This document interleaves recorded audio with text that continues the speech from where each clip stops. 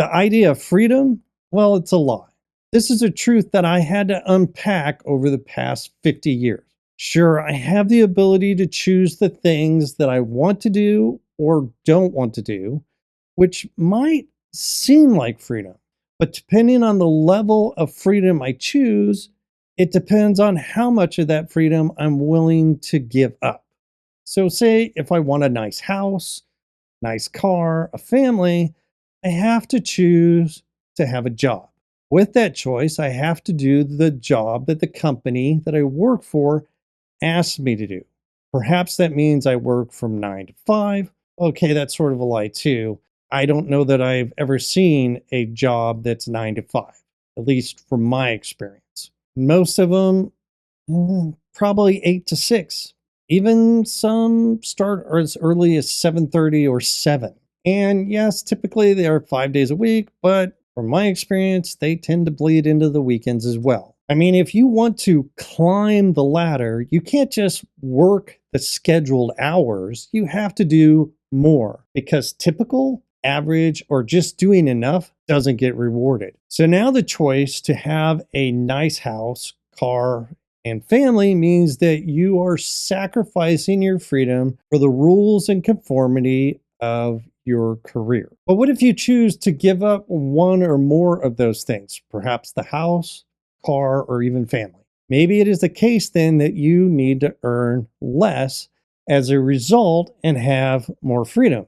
But now you have to sacrifice something or several things for less reliance on a good paying job. While sacrificing a nice house may not be a big deal, in fact, simply having no home and just living more of a nomadic lifestyle might be perfect. The problem is, it doesn't really work well when a family is involved. Choosing not to have a nice car, well, that isn't a big deal. Lots of people find ways of getting around without one and probably are much better off for it. Living in Seattle, at one point in my life, with the family, we found that for most things that the public transportation was more than sufficient. Yet it did mean that, well, we had to pay for access to public transportation. So it wasn't exactly free. Now, the one thing that I think is probably the most concerning thing to toss to the side for the sake of freedom is family.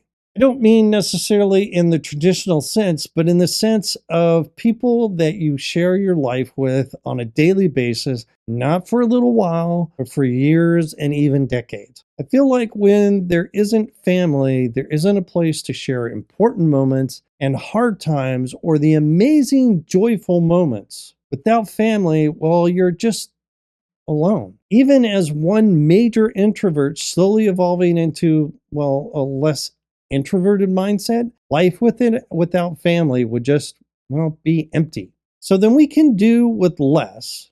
I know I have. In fact, I've dreamed about it for years as a kid. I wanted to be that kid who carved out his own way in life, like that one portrayed in what, My Side of the Mountain? But even that wasn't truly freedom. It was just, well, just a good story. Ultimately, the truth that I found over the last 50 years is that life should be about living a life that provides you with the highest level of freedom that works for you, well, works best for you. So I wonder, in your many years or even few years of life so far, what truths have you realized?